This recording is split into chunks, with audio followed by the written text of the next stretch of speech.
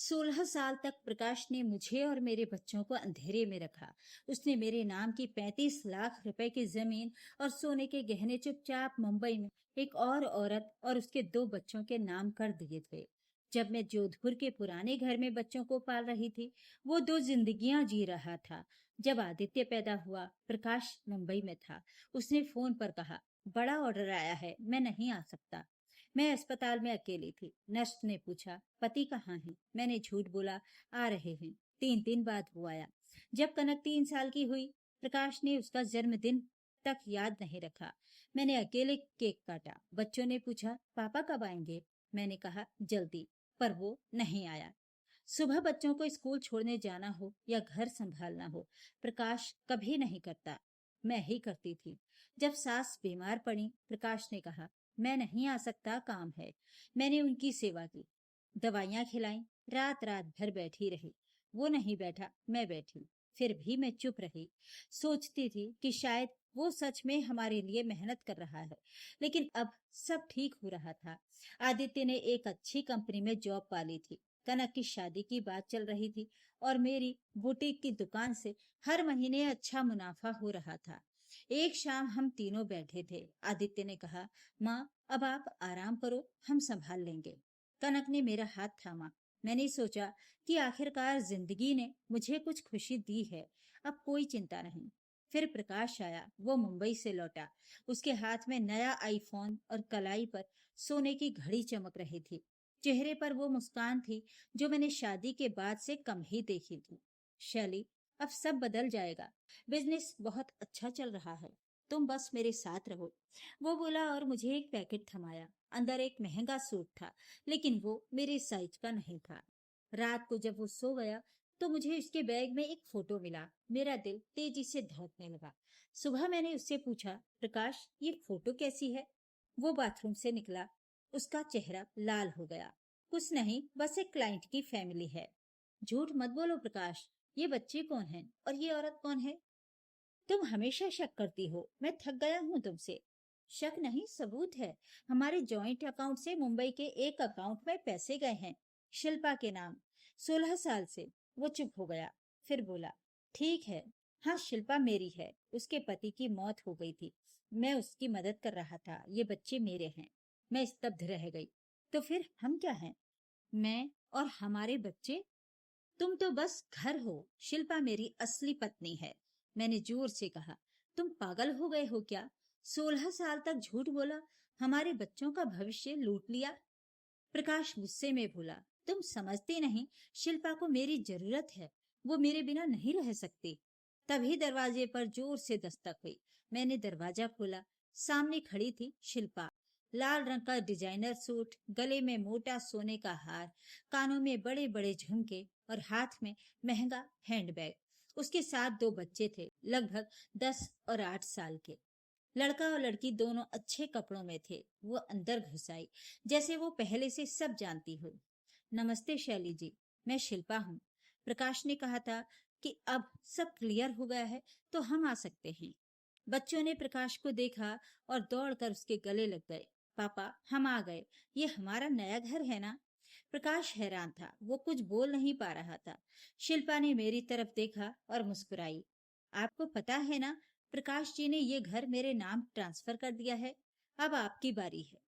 मैंने प्रकाश की तरफ देखा। उसकी आंखों में कोई पछतावा नहीं था। तभी कनक अपने कमरे से निकली। उसने शिल्पा को देखा और मुस्कुरा दी। शिल्पा आंटी, आप आ गईं? पापा ने मुझे बताया था। मैं स्तब्ध रह गई। कनक, तुम्हें पता था?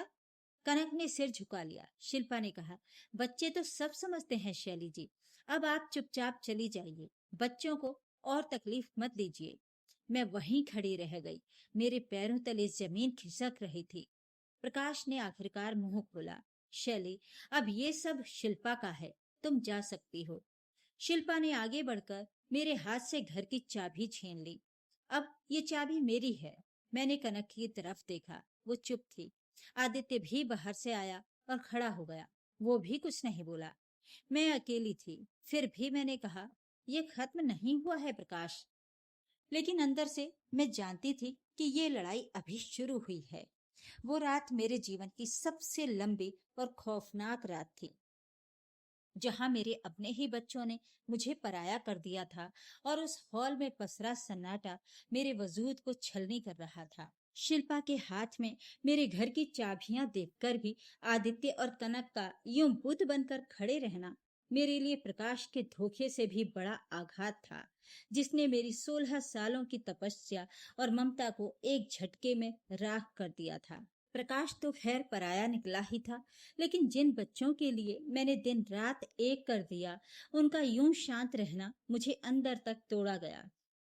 मैंने गहरी सांस ली और अपने आंसुओं को आंखों की दहलीज पर ही रोक लिया, क्योंकि अब रोने का समय नहीं था, बल्कि उन लोगों का सामना करने का वक्त था जिन्होंने मेरी शराफत को मेरी कमजोरी समझ लिया था।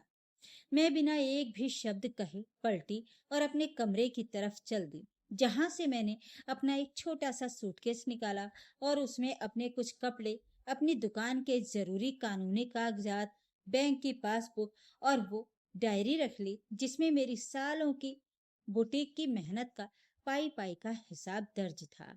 प्रकाश दरवाजे पर खड़ा मुझे देख रहा था। शायद उसे लग रहा था कि मैं गिड़गिड़ाऊंगी, रोऊंगी, उसके पैरों में गिरकर अपने घर और बच्चों की भीख मांगूंगी।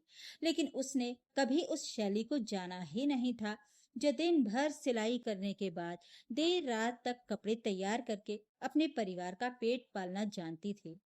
तुम कहाँ जा रही हो? प्रकाश की आवाज में एक अजीब सी घबराहट थी, जिसे सुनकर शिल्पा भी वहां आ गई और तंज कसते हुए बोली, जाने दो प्रकाश जी, आखिर अब इस घर में इनका बचा ही क्या है।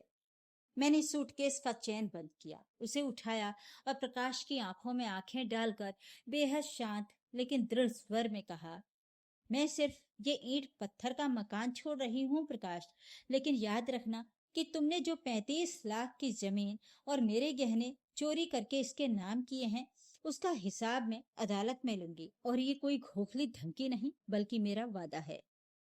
हॉल में खड़ी कनक ने ये सुनकर नजरें चुरा ली और आदित्य ने अपना चेहरा दूसरी तरफ कर लिया। उनके इस स्वार्थी कायरपन ने मेरे सीने में धधकती आग को और भड़का दिया था, और मैंने तय कर लिया कि अब ये लड़ाई सिर्फ पैसों की नहीं बल्कि मेरे आत्मसम्मान की है।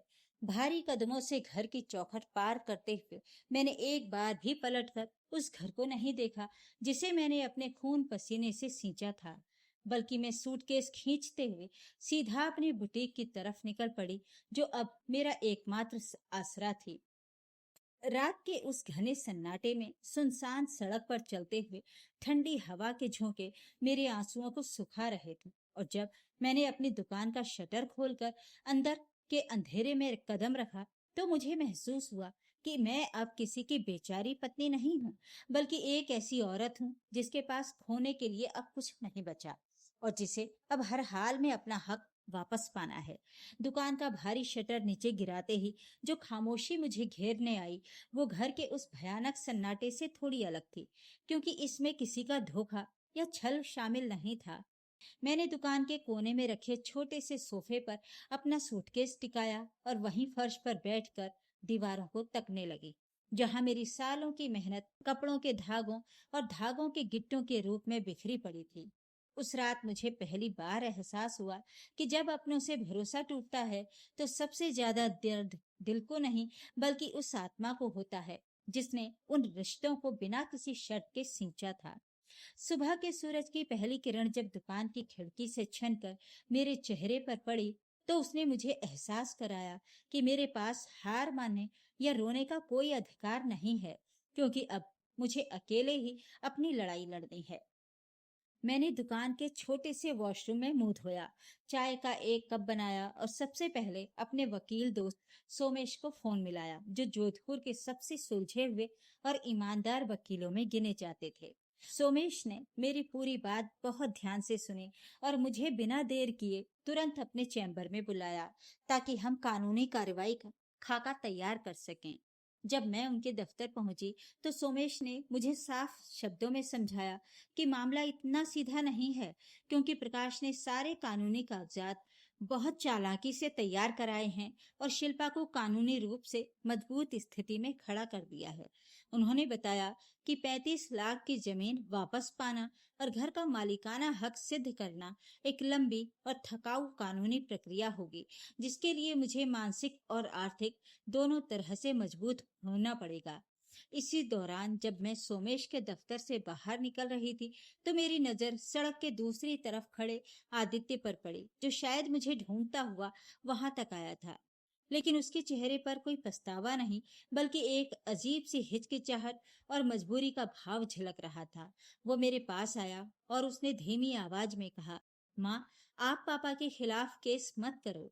इससे समाज में हमारी और कनक की बहुत बदनामी होगी और कनक की शादी भी टूट जाएगी। बेटे के मुंह से ये बात सुनकर मुझे लगा जैसे किसी ने मेरे सीने में दोबारा छुरा घोंप दिया हो, क्योंकि उसे मेरी 16 साल की तड़प का कोई ख्याल नहीं था। उसे बस अपनी और अपनी बहन की उस झूठी शान की फिक्र थी, जो मेरे वजूद की बलि मांग रही थी। मैंने आदित्य की आंखों में देखा और बहुत शांत लहजे में कहा, जब तुम्हारी माँ का हक छीना जा रहा था, तब बदनामी का ख्याल किसे आया था आदित्य? अब तुम लोग अपनी राह चुनो और मुझे अपनी राह चलने दो। आदित्य बिना कुछ कहे चुपचाप वहां से चला गया और उसके जाते ही मेरे दिल में बच्चों के प्रति बचा खुचा मोह भी हमेशा हमेशा के लिए भस्म हो गया।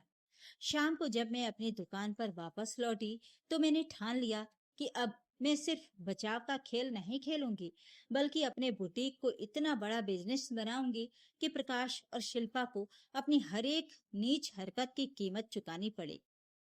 अगले दिन की सुबह मेरे लिए एक नया पैगाम लेकर आई, जब मैंने कानूनी रास्ते पर अपना पहला मजबूत कदम आगे बढ़ाने का फैसला किया। सोमेश जी के दफ्तर पहुंचकर मैंने अपने बुटीक के सारे पुराने बिल, बैंक पासबुक की ट्रांजैक्शन कॉपी और उस 35 लाख की जमीन की खरीद से जुड़े दस्तावेज उनके सामने रख दिए। सोमेश जी ने कागजातों को ध्यान से टटोलने के बाद बताया कि प्रकाश ने मेरे फर्जी दस्तखत बनाकर धोखाधड़ी से जमीन अपने और शिल्पा के नाम ट्रांसफर करवाई है, जो कि एक संगीन आपराधिक मामला बनता है। हमने तुरंत जोधपुर फैमिली कोर्ट और सिविल कोर्ट में प्रकाश के खिलाफ धोखाधड़ी, संपत्ति पर अवैध कब्जे और मेंटेनेंस का केस दर्ज करा दिया। कोर्ट से नोटिस मिलते ही प्रकाश के होश उड़ गए और उसकी बौखलाहट इतनी बढ़ गई कि वो एक दोपहर सीधे मेरी बुटीक पर आ धमका। उसके साथ शिल्पा भी थी, जिसके चेहरे से कल वाली घमंडी मुस्कान अब नदारद थी और उसकी जगह एक तीखी कड़वाहट ने ले ली थी। प्रकाश ने दुकान में घुसते ही टेबल पर हाथ पटकते हुए चिल्लाना शुरू कर दिया, तुम्हारी हिम्मत कैसे हुई मुझे कोर्ट कचहरी में घसीटने की? चुपचाप केस वापस लो, वरना मैं तुम्हारा ये बुटीक भी बंद करवा दूंगा। मैंने बेहद शांत रहकर उसकी आंखों में देखा और कहा, तुम अब मुझे डरा नहीं सकते प्रकाश। जो शैली 16 साल तक तुम्हारी अय्याशियों के बीच अकेली सब संभाल सकती है, वो तुम्हें सलाखों के पीछे भेजना भी जानती है। ये सुनते ही शिल्पा आगे आई और मुझे धमकी भरे अंदाज में कहने लगी, तुम भूल रही हो कि बच्चे हमारे साथ हैं, और अगर कोर्ट में बच्चों ने तुम्हारे खिलाफ बयान दे दिया तो तुम कहीं की नहीं रहोगी। उसकी ये बात सुनकर मेरे सीने में एक पल के लिए कसक उठी, लेकिन मैंने खुद को संभाला, क्योंकि मैं जानती थी कि आदित्य और कनक को प्रकाश ने पैसों और लग्जरी लाइफ का लालच देकर अपनी तरफ कर लिया है। उसी शाम जब मैं अपनी दुकान बंद कर रही थी, तब मुझे पड़ोस के एक व्यापारी से पता चला कि प्रकाश शहर के कुछ स्थानीय गुंडों के संपर्क में है और वो मेरी दुकान के लीज एग्रीमेंट में रोड़ा अटकाने की साजिश रच रहा है, ताकि मुझे बेघर करने के बाद बेरोजगार भी कर सके। लेकिन मुझे भी अब अपनी लड़ाई का दायरा बढ़ाना था। मैंने तुरंत शहर की महिला व्यापार मंडल की अध्यक्ष से मुलाकात की और अपनी आपबीती सुनाई। उन्होंने न सिर्फ मुझे कानूनी सुरक्षा देने का भरोसा दिया, बल्कि मेरे बुटीक के कपड़ों को बड़े शहर के एग्जीबिशन में ले जाने का एक बड़ा मौका भी दिला दिया। रात को जब मैं दुकान के छोटे से सोफे पर लेटी तो मुझे एहसास हुआ कि कोर्ट का नोटिस तो सिर्फ एक शुरुआत है। असली जंग तो अब अदालत के कटघरे और बाहर की इस निर्दयी दुनिया में ही लड़ी जानी बाकी है। अदालत में सुनवाई का पहला दिन बेहद तनावपूर्ण था और कोर्ट रूम में पसरी गूंजती खामोशी किसी बड़े तूफान का एहसास करा रही थी। कटघरे में एक तरफ मैं अपनी बेगुनाही और आत्मसम्मान के साथ खड़ी थी, तो दूसरी तरफ प्रकाश, शिल्पा और उनके साथ खड़े मेरे अपने बच्चे आदित्य और कनक थे। जज साहब के सामने जब हमारे वकील सोमेश जी ने प्रकाश के धोखाधड़ी से बनाए गए फर्जी दस्तावेजों को पेश किया, तो प्रकाश के वकील ने तुरंत शिल्पा को बेकसूर साबित करने और मुझे मानसिक रूप से अस्थिर बताने का घटिया दांव खेला। हद तो तब हो गई जब कोर्ट में गवाही के लिए बुलाई गई। कनक ने अपने पिता के इशारे पर झूठ बोलते हुए कह दिया, माँ हमेशा घर में क्लेश करती थी और पापा ने जो भी किया वो परिवार की भलाई के लिए किया। कनक के मुंह से निकले इस सफेद झूठ ने कटघरे में खड़ी मेरी आत्मा को एक पल के लिए छलनी कर दिया। लेकिन मैंने अपनी आंखों के बहते आंसुओं को पोंछते हुए अपने चेहरे पर एक सख्त चट्टान जैसा भाव ला दिया। तभी सोमेश जी ने कोर्ट के सामने वो मास्टर कार्ड खेला जिसने पूरे केस का रुख पलट कर रख दिया।